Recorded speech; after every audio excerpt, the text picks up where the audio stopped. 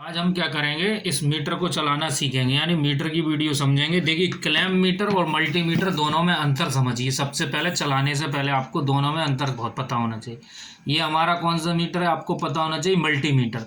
लोग बाग इसको ही मल्टीमीटर बोलते हैं। ये मल्टीमीटर नहीं है, ये हमारा क्लैम्प मीटर है, क्योंकि इससे हम एम्पियर भी नाप सकते हैं, वोल्टेज भी नाप सकते हैं, कंटिन्यूटी भी नाप सकते हैं।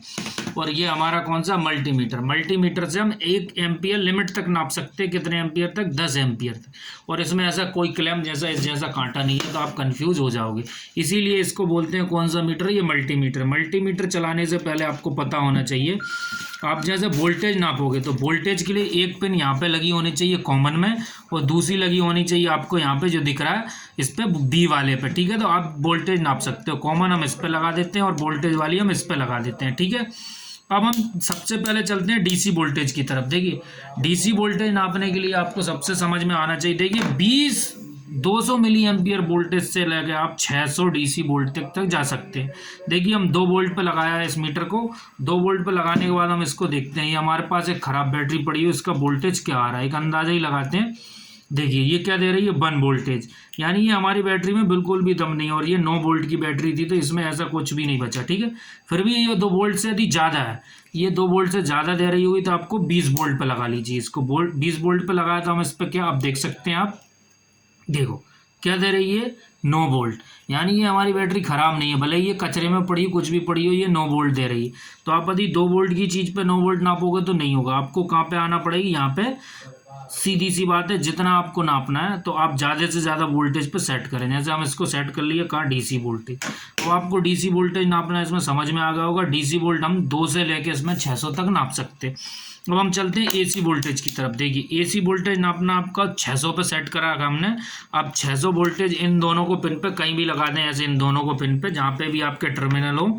जैसे बोर्ड की सप्लाई नापनी, सामने बोर्ड दिख रहा हो, वोल्टेज दिखाने लगेगा कि क्या वोल्टेज आ रहे होंगे। ठीक है, इसको बोलते हैं कौन सा, एसी वोल्टेज, ये नाप लेगा। ठीक है, फिर एसी वोल्टेज के बाद हम इसके नापेंगे कौन से वाले। देखिए, अब एसी वोल्टेज के बाद यहाँ पे आपको रेजिस्टेंस नापना है किसी चीज़ का। तो ये रेजिस्टेंस, जैसे टेस्टर के रेजिस्टेंस वगैरह जो अंदर डले होते हैं वो नापने होते हैं। तो ये यहाँ से लेके आप 20 एम से लेके 20 के तक, यानी 20 AM मिनी ओम से लेकर 2000 के तक इससे रेजिस्टेंस नाप सकते हो। जैसे उदाहरण के तौर पे इस रेजिस्टेंस टेस्टर के अंदर भी डले होते हैं। फिर आती है बारी इसमें काय की, कंटिन्यूटी की। कंटिन्यूटी आप सब लोग जानते होंगे, जैसे आपस में शॉर्ट टू शॉर्ट यानी कॉन्टैक्ट टू कॉन्टैक्ट, इससे जो साउंड आ रहा है ये कंटिन्यूटी का। ठीक है, आपको यहाँ पे इस पे दिख रहा होगा एम्पियर। देखिए, एम्पियर नापने के लिए सबसे पहली बात आपको 10 एम्पियर नापना है। तो आपको सीधी सी बात है, देखिए एक हमने यहाँ लगा रखा है कहाँ पे, कॉमन पे, और एक लगा रखा है यहाँ पे। ठीक है, अब इस चीज़ के बीच में आपको यदि एम्पियर नापना है, इससे एम्पियर नापना है 10 एम्पियर, तो इस चीज़ में आपको वो डालनी होगी, जैसे कोई भी चीज़ एक सीरीज में नाप लीजिए। ऐसे टेस्टर नापना है तो आपको ये पहले टेस्टर लगा लेंगे ऐसे, फिर इसको करंट देंगे किसी भी चीज़ का, और फिर यहाँ पे ऐसे अपन नाप लेंगे।